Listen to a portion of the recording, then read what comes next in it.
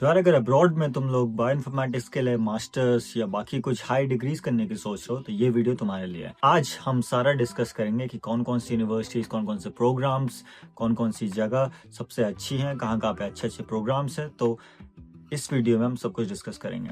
पहले बायोइन्फॉर्मेटिक्स होती क्या है? बायोइन्फॉर्मेटिक्स होती है एक ऐसा फील्ड जिसमें हम लोग एक इंटरसेक्शन पढ़ते हैं कोडिंग का, कंप्यूटेशनल बायोलॉजी का और बायोलॉजी का ऑफ कोर्स। सो इन सबको मिला के एनालिसिस वगैरह, डेटा एनालिसिस करते हैं बायो का हम लोग। जीनोम एनालिसिस, जीनोमिक्स होता है, आपका प्रोटियोमिक्स होता है, सारे ओमिक्स होते हैं। तो बेसिकली बायोइन्फॉर्मेटिक्स एक ऐसा डिसिप्लिन है जिसमें हम लोग जीन्स की स्टडी करते हैं, जिसमें हम लोग डेटा की स्टडी करते हैं जो कि बायो से रिलेटेड हुआ। तो अब बात करते हैं कौन कौन सी यूनिवर्सिटी सबसे अच्छी हैं इन सब के लिए और कौन कौन से प्रोग्राम्स काफी अच्छे हैं। सबसे पहला आता है अपना यूएस में UC San Diego. UC San Diego का one of the best MS programs है पूरे वर्ल्ड में, और ये सबसे हाई, बहुत रिस्पेक्टेबल इनके प्रोग्राम्स माने जाते हैं। ये सबसे आइडियल है अगर तुम्हें एक मिक्स चाहिए, एक वेट लैब का और ड्राई लैब का, क्योंकि यहाँ की लैब्स काफ़ी अच्छी हैं और ये मोस्टली रिसर्च और इंडस्ट्री स्किल्स पे फोकस करते हैं। दूसरा आता है अपना जॉन्स हॉपकिंस यूनिवर्सिटी। इसमें भी एमएस इन बायोइन्फॉर्मेटिक्स होती है, जो कि बहुत बहुत पॉपुलर कोर्स है यहाँ का। इसमें ये लोग प्रोग्रामिंग, स्टैटिस्टिक्स और जीनोमिक्स वगैरह सब मिक्स करके बात करते हैं। इनके जॉन हॉपकिंस के साथ ये फायदा है कि इनके बायोटेक और फार्मा इंडस्ट्रीज के साथ काफ़ी ज़्यादा टाई अप है, क्योंकि जॉन हॉपकिंस खुद एक मेडिकल इंस्टीट्यूशन है। तो इनके टाई अप्स काफ़ी होते हैं, यहाँ से लोग काफ़ी सारे निकलते हैं जो कि जगह जगह जाते हैं। तो इनके एलुमनाइज वगैरह काफ़ी फील्ड्स में मिलते हैं आपको, तो आपका एक काफ़ी अच्छा नेटवर्क बिल्डअप हो जाता है। तो उन लोगों के लिए परफेक्ट है जिनको बायोटेक रिसर्च या डेटा साइंस रोल्स में जाना है। उसके बाद आता है अपना Harvard Medical School. Harvard Medical School Johns Hopkins की तरह आपका एक मेडिकल स्कूल है।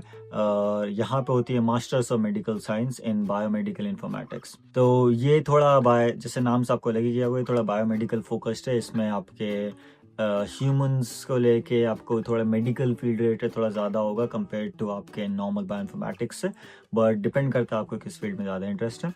ये क्लिनिकल जीनोम्स के लिए काफ़ी अच्छा है, मेडिकल डेटा एनालिसिस के लिए काफ़ी ज़्यादा अच्छा है, और हेल्थ केयर जो एप्लीकेशंस है आपकी उन सब के लिए भी काफ़ी अच्छा है। और इसकी degree of course since Harvard Medical school इसकी बहुत प्रेस्टिजियस डिग्री है और पूरे वर्ल्ड वाइड मानी जाती है। चौथा आता है अपना जॉर्जिया इंस्टीट्यूट ऑफ टेक्नोलॉजी, जिसमें करवाते हैं एमएस इन बायोइन्फॉर्मेटिक्स। तो इसका एक बहुत स्ट्रॉन्ग कंप्यूटेशनल फाउंडेशन है, जिसमें क्योंकि जॉर्जिया काफ़ी जाना जाता है अपने कंप्यूटर साइंसेस के कोर्सेज के लिए, तो ये थोड़ा ज़्यादा अफोर्डेबल है आईवी लीग प्रोग्राम से, सिंस उन आईवी लीग्स के अंदर नहीं आता है, बट स्टिल बहुत हाई क्वालिटी का है। ये कोर्स काफ़ी ज़्यादा एल्गोरिदम डेवलपमेंट वगैरह में फोकस होता है, एआई एप्लीकेशंस में होती है, कंप्यूटेशनल मॉडलिंग वगैरह में काम होता है इसका बहुत। तो काफ़ी सारी चीज़ें हैं। फिर आती है अपनी नॉर्थ ईस्टर्न यूनिवर्सिटी, यहाँ पर भी आपका एमएस इन बायोइन्फॉर्मेटिक्स होता है। ये एक बहुत हाईली अलाइंड है इंडस्ट्री के साथ, जिसमें काफ़ी कोऑप प्रोग्राम्स हैं इन सब के। इसमें क्या होता है, इसमें एक रियल वर्ल्ड एप्लीकेशन का भी मिलता है, तो इसमें आपके प्लेसमेंट्स होते हैं काफ़ी इस जगह में। तो उस प्लेसमेंट्स और उन प्लेसमेंट्स की वजह से आपको एक रियल वर्ल्ड एक्सपीरियंस मिलता है। प्लेसमेंट का मतलब मैं ये नहीं कह रहा हूँ कि जॉब का बात का, वो होगा ऑफ कोर्स, बट प्लेसमेंट इस कॉन्टेक्स्ट में हम बात करते हैं कि ऐसा आपको एक कुछ पीरियड के लिए एक इंटर्नशिप करने के लिए किसी कंपनी में भेजा जाएगा, उसको प्लेसमेंट कहा जाता है इन टर्म्स में। तो ये तो हो गए हमारे सारे यूएस के। अब बात करते हैं थोड़ी यूरोप के। यूरोप में सबसे पहले आता है हमारा ईटीएस ज्यूरिख। ईटीएस ज्यूरिख में होता है MSc computational biology and bioinformatics. ये यूरोप की एक बहुत one of the top technical universities है, आपने सबने उसका नाम सुना होगा ईटीएस ज्यूरिख का। ईटीएस ज्यूरिख का एक बहुत स्ट्रॉन्ग कंप्यूटेशनल और एल्गोरिथमिक फोकस होता है, और ये काफ़ी उन लोगों के लिए बहुत अच्छा है जो थोड़ा रिसर्च फोकस्ड हैं या फिर पीएचडी वगैरह करना चाहते हैं बाद में जाके, क्योंकि ईटीएस ज्यूरिख एक बहुत अच्छा एकेडमिक इंस्टीट्यूशन है, बहुत रिस्पेक्टेबल एकेडमिक इंस्टीट्यूशन है। फिर दूसरा एमफिल इन कंप्यूटेशनल बायोलॉजी, जो कि कैम्ब्रिज में होती है। ये इसका एक 1 ईयर रिसर्च फोकस्ड प्रोग्राम होता है, तो कंप्यूटेशनल जीनोमिक्स वगैरह इन सब के लिए काफ़ी अच्छा रहता है। सिमिलरली आपकी एमएससी इन बायोइन्फॉर्मेटिक्स होती है, जो कि ऑक्सफोर्ड में होती है, यूके में। यहाँ का सिंस ये ऑक्सफोर्ड है तो यहाँ पे फैकल्टी इनकी काफ़ी अच्छी होगी, इनका रिसर्च इकोसिस्टम काफ़ी अच्छा है, और स्टूडेंट्स के लिए काफ़ी अच्छा है जो कि रिसर्च और लाइफ साइंसेस को मिलाना चाहते हैं, बायोइन्फॉर्मेटिक्स, डेटा एनालिसिस वगैरह को सबको मिला के। बाद में आता है इंपीरियल कॉलेज लंदन, जो कि ऑफ कोर्स लंदन में। इसमें करवाते हैं MRes in bioinformatics and theoretical systems biology. तो एमरेज होता है मास्टर्स इन रिसर्च, तो इससे आपको थोड़ा सा पता चल गया होगा कि थोड़ा रिसर्च फोकस है थोड़ा ज़्यादा, और ये बहुत अच्छा स्टेपिंग स्टोन है जो भी लोग आगे चल के पीएचडी करने वाले हैं। तो अभी जैसे यहाँ पे यूके में एमरेज वगैरह का बहुत हाइप चलता है, तो जो भी लोग एमरेज करके निकलते हैं उनको यूजुअली वो लोग काफ़ी अच्छे होते हैं रिसर्च वगैरह में। उनके 99% ऑफ द केसेस में उनको बहुत रिस्पेक्टेबल माना जाता है उनके फील्ड्स का। तो सिमिलरली लंदन वगैरह में जहाँ से भी एमएलएस करोगे वहाँ के काफ़ी अच्छा रिस्पेक्टफुल फील्ड रहेगा, बहुत पढ़ के निकलोगे वहाँ से बाहर। ये भी computational modelling, data analysis, systems biology वगैरह में फोकस करता है। बाद में आ जाते हैं लास्ट में एशिया में। तो एशिया में क्या है, एशिया में यूजुअली कम है थोड़ी बायोइन्फॉर्मेटिक्स वाली, बट एक सबसे ऊपर आती है वो है एनयूएस।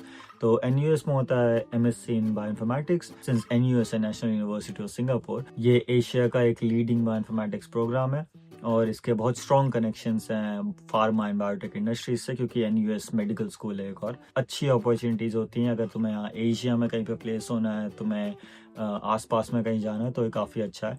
और इंडिया से ट्रैवलिंग टाइम भी काफ़ी आसान है इसका, आई गेस 2.5 आवर्स दूर है ज़्यादा से ज़्यादा, but still it's one of the best. तो ये सब तो हो गई यूनिवर्सिटीज़ की बात। अब बात करते हैं थोड़े स्कॉलरशिप्स की। स्कॉलरशिप्स क्या क्या होती हैं? One of the first things that comes to mind is Fulbright Foreign Student Program. तो ये यूएस का प्रोग्राम है, ये फुली फंडेड होता है एमएस और पीएचडी के लिए, और इसमें जो होता है ये सपोर्ट करता है फुल स्टडी के लिए टॉप यूनिवर्सिटीज़ में, जैसे हो गई यूसीएसटी हो गया, जॉन्स हॉपकिंस यूनिवर्सिटी हो गया, नॉर्थ ईस्टर्न यूनिवर्सिटीज़ हो गया। तो इन सब में काफ़ी ज़्यादा हेल्प होती है फुल ब्राइट स्कॉलरशिप्स की वजह से। सेकंड आता है आपका यूरोप में, तो वो है इरास्मस मुंडस जॉइंट मास्टर स्कॉलरशिप्स। ये क्या होते हैं, ये भी फुल्ली फंडेड रहती हैं, प्लस आपको स्टाइपेंड अलग से मिलता है ताकि आप रह सको आसपास में। और इसके रेलेवेंट प्रोग्राम्स होते हैं बिग डेटा बायो और EMBIG, IMIM एट्सेट्रा। और सिंस इसमें आपको स्टाइपेंड मिलता है, तो ये बेसिकली आपकी ट्यूशन फीस, आपकी लिविंग कॉस्ट और आपके ट्रैवल वगैरह सब कुछ कवर करता है, जो कि काफ़ी अच्छे पोजीशन में है। थर्ड आती है जो कि सबसे कॉमन इंडिया में चलती है, उसका होता है डार्ट स्कॉलरशिप। ये जर्मनी की होती है। नाइजर का भी था एक टाइम पे, मैं अभी श्योर नहीं हूँ कि नाइजर के साथ कोलैबोरेशन है या नहीं है, बट नाइजर का भी था। फिर बाकी डार्ट स्कॉलरशिप जो है वो ट्यूशन फीस कवर करती है और लिविंग एक्सपेंसेस कवर करती है। ये मोस्टली ओपन होती है एमएस और पीएचडी प्रोग्राम्स के लिए कंप्यूटेशनल बायोलॉजी में। तो बहुत अच्छा स्कोप है, बहुत सारे लोग जाते हैं डार्ट स्कॉलरशिप्स की हेल्प से फ्रॉम इंडिया टू जर्मनी और बाकी यूरोप में।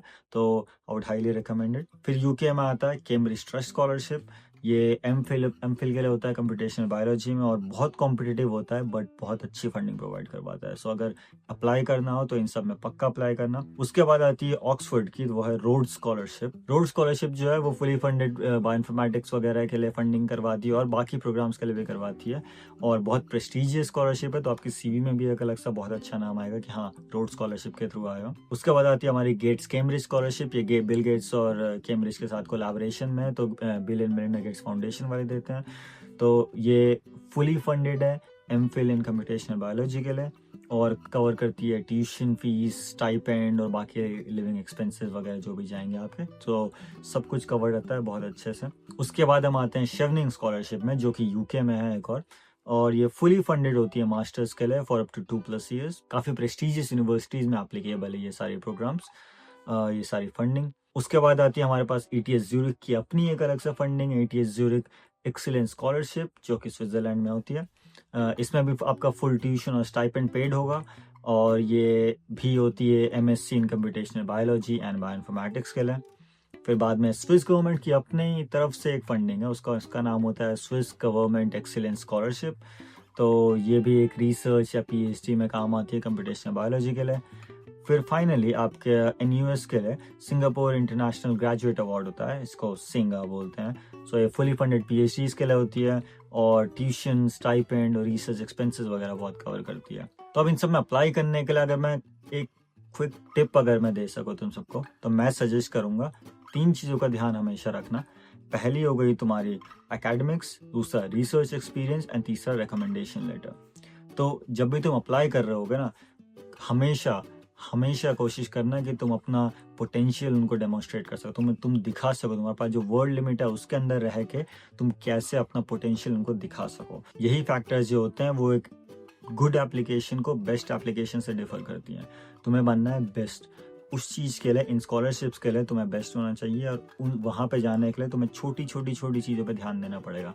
तो तुम जितना कोशिश कर सकते हो अपनी एप्लीकेशन को उतना ज़्यादा ऑप्टिमाइज़ करो, अपने प्रोफेसर से बात करो ताकि तुम्हें अच्छे रिकमेंडेशन लेटर्स मिले और बाकी सब चीज़ें मिले। अगर तुम्हें कहीं पे भी जाना है अपनी एप्लीकेशन अच्छे से बिल्ड करो, और टॉप बायोइन्फॉर्मेटिक्स प्रोग्राम में जाने के लिए यहाँ पे बहुत सारा पोटेंशियल है। बायोइन्फॉर्मेटिक्स एक ऐसा इमर्जिंग फील्ड है जो कि बढ़ता ही जा रहा है, जो कि बहुत ज़्यादा बढ़ेगा और इसकी बहुत ज़्यादा डिमांड होने वाली है। सो एक स्टेप तुम्हारा राइट डायरेक्शन की तरफ है कि तुम एक्चुअली सीखना चाह रहे हो बायोइन्फॉर्मेटिक्स को, और बाकी सब करना पड़ रहा है। अब बाकी best of luck for your future. अगर कोई क्वेश्चंस है तो कमेंट में लिखो, I try to answer. I will see you next time.